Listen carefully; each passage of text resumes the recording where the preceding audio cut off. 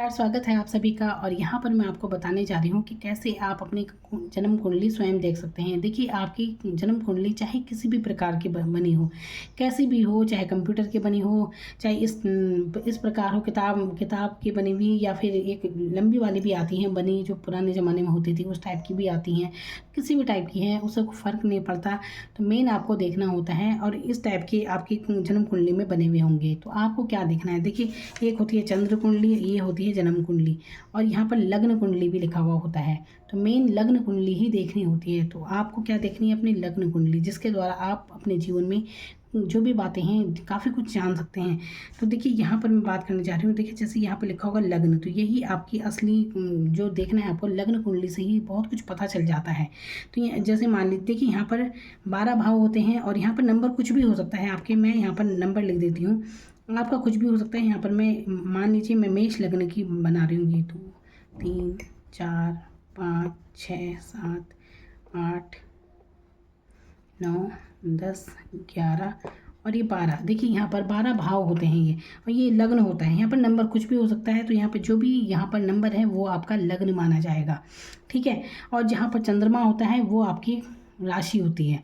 अब देखिए, यहाँ पर मैं आपको बताना चाह रही हूँ कि कैसे आप पता कर सकते हैं कि आपके जीवन में बीमारी या कर्जा तो नहीं है। अगर आपको ये बात जाननी है तो आप अपना अष्टम, ये छठा भाव देखिए और अष्टम भाव देखिए।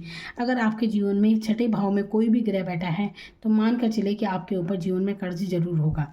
या यहाँ पर आपकी ग्रह बैठा है तो आपको खान पान का विशेष ध्यान आपको रखना चाहिए।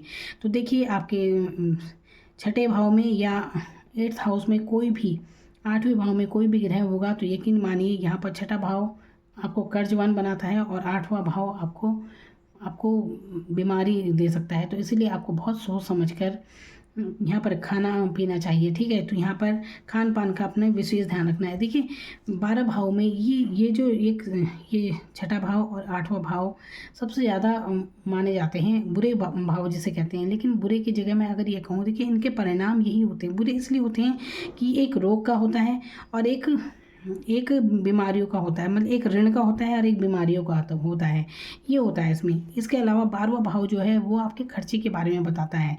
अब देखिए, खर्चे, अगर आप यहाँ पर अगर शुभ ग्रह है तो अच्छी जगह आपका खर्चा होगा, है ना। लेकिन अगर आपका कोई अशुभ ग्रह बैठा है, जैसे राहु केतु शनि या कुछ बैठ गए यहाँ पर, तो वो ग्रह आपको व्यय कराते हैं बीमारियों में। खर्चा जो होगा, लेकिन गलत जगह, मतलब बीमारी वगैरह में होगा, है ना। तो देखिए, इस तरह से मान कर चलिए। तो अगर आपके जीवन में कर्ज वगैरह है, ऋण बहुत ज़्यादा है, तो आपको क्या उसका उपाय करना चाहिए, ये आपको ध्यान देने वाली बात है। तो अधिकतर लोग बहुत परेशान रहते हैं कि क्या करें क्या ना करें। तो यहीं से आपको पता चलता है, जीवन में कर्जा है तो अपने छठे भाव में देखिए यहाँ पर कौन सा ग्रह बैठा है।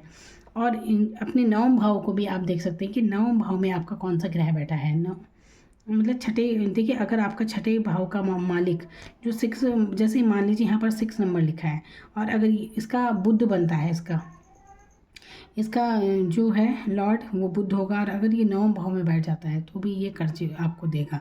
तो छठे भाव का मालिक अगर 9वें भाव में बैठता है तो ये आपको कर्जवान जरूर बनाता है, कर्जा होता है आपके ऊपर। इसके लिए आपको क्या करना चाहिए, देखिए, चाहे यहाँ पर कोई भी ग्रह आपका बैठा हो, इसमें जो नंबर है ना, अगर यहाँ पर जैसे जो भी ग्रह है, सबसे पहले मैं बता रही हूँ, अगर कोई भी ग्रह बैठा है तो उसका दान आपको करना चाहिए। अष्टम भाव में कोई ग्रह बैठे हैं तो उसका दान करना चाहिए। तो दान, बहुत से लोग दान के बारे में बात करते हैं कि क्या दान करें क्या ना करें। तो देखिए, दान बुरे ग्रहों का होता है, जो ग्रह अच्छा फल नहीं देते हैं ना, उनका दान किया जाता है।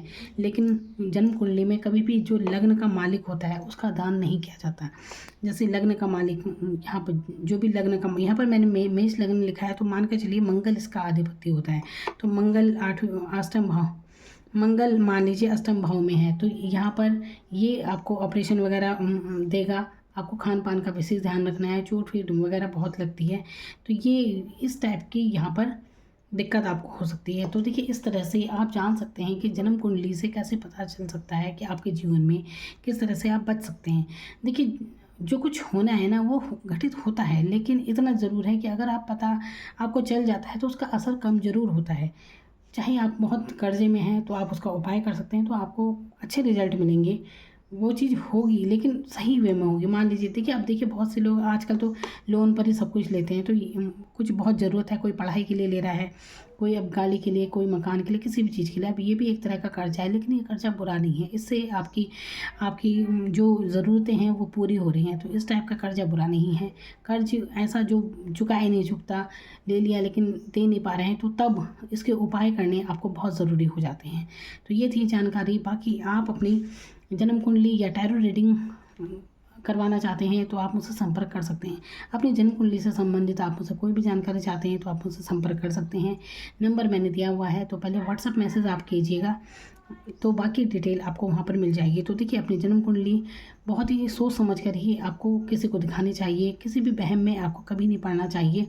अगर आप जन्म कुंडली कब देखी जाती है, जब वाकई में आपके जीवन में कुछ परेशानी से आप जूझ रहे हैं, तो वाकई में तब आपको जन्म कुंडली ज़रूर दिखानी चाहिए। लेकिन अगर जीवन में ऐसा कुछ नहीं चल रहा है, तब आपको किसी वहम में पड़ने की कोई ज़रूरत नहीं है। तो यहाँ पर देखिए, ये भी हर चीज़ आप अपने जन्म कुंडली से जान सकते हैं। बहुत से लोग बहुत कन्फ्यूज़ होते हैं, क्यों है, क्या है, सब कुछ आपके बारे में आपको पता चल जाता है। तो जन्म कुंडली का मतलब होता है स्वयं को जानना। आप अपने आप को जान सकते हैं जन्म कुंडली के माध्यम से। आप क्यों हैं, मतलब क्या हैं आप, आपका व्यक्तित्व क्या है, क्या आप सोच रखते हैं, क्या है जीवन में आपको जो जानना ज़रूरी है। मतलब हर चीज़ से ये आपको बाहर निकाल देती है। जो भी आपका कन्फ्यूज़न है उससे आप बाहर निकल जाते हैं।